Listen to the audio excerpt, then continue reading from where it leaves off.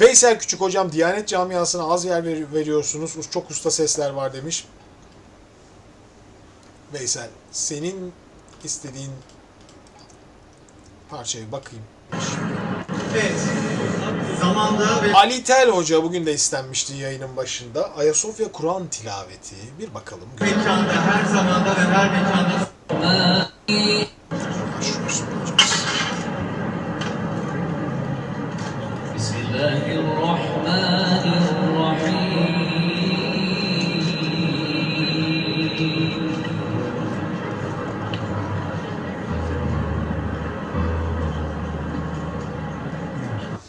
Mi bemol girdi.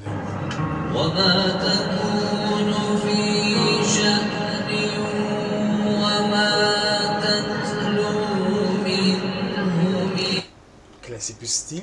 Ses önünde parlıyor. Burunda da hafif tınlıyor ama genellikle ön bölgeyi de kullanıyor. Ama görüyorsunuz burun bölgesi çok klasik, doğal bir stil. Böyle okunuyor çünkü bu.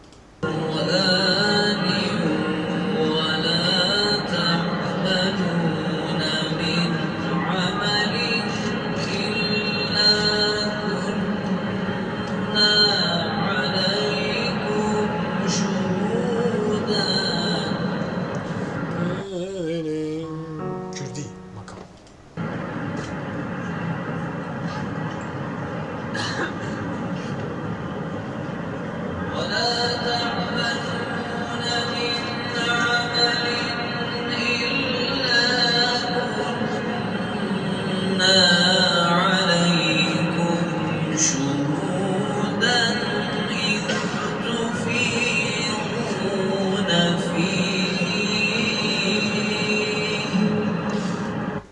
Bölge bölge okuduğu tüm sesler tamamen doğru tabii ki. Çok çok iyi kullanan bir okuyucu sesini hakikaten. Nefesini de çok doğru kullanıyor. Şahsi fikrimi söyleyeyim. Ben bütün camilerde genel okumaların aslında mikrofonsuz olması taraftarıyım. Bu benim şahsi fikrim. Kimse için söylemiyorum. Çünkü bu İstanbul'daki bir camilerin hepsi özel akustikleriyle yapılmış. Gerçekten çok farklı akustikleri var. Ve kendi akustikleri son derece yumuşak ve çok güzel. Mikrofonların ben bu akustikleri iyi yansıttıklarını düşünmüyorum. Son derece keskinleştiriyorlar. Sert hale getiriyorlar bu sesleri. Doğal akustikleri bu camilerin çok yumuşak. Biliyorsunuz haftalarca söylüyorum. İstanbul Camileri ve Müezzinleri isimli bir CD yaptım ve camiler içinde bütün çalıştığım müezzinlere çıplak sesle ezan okuttum. O kadar güzel tınıları var ki camilerin hepsi kulağımda. O bakımdan söylüyorum sadece. Biraz ileri alıyorum.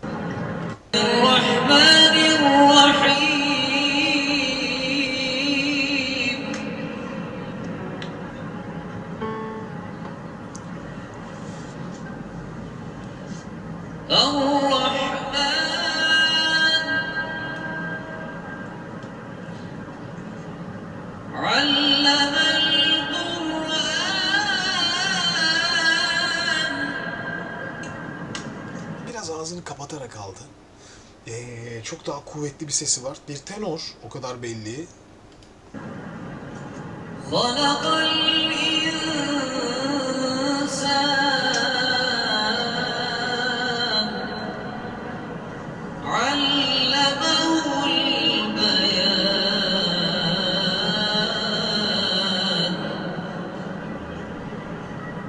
Biraz daha ileri gidiyoruz. Geliyor.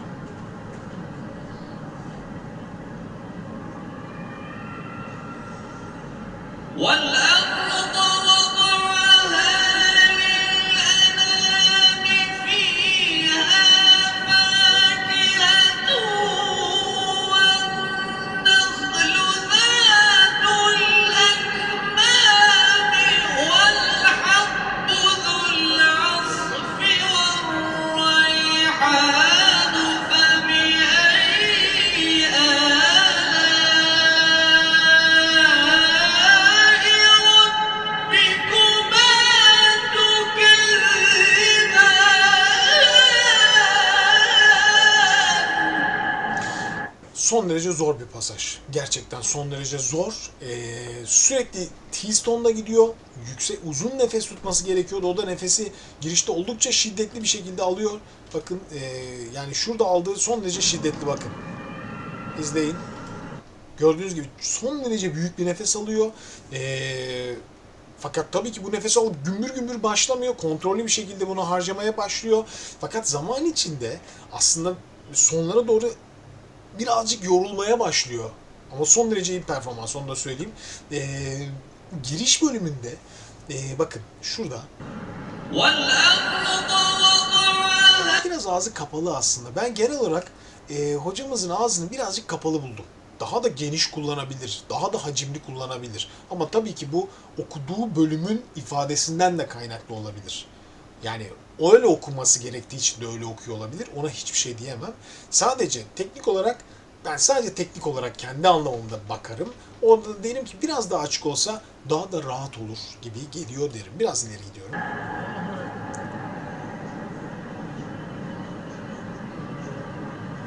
Devamını merak ettim bölümün.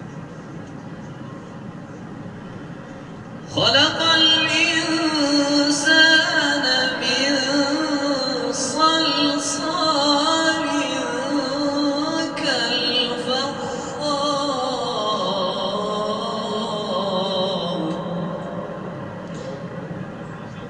وخلق الجان من مارج من نار فبأي آلاء ربكما تكذبان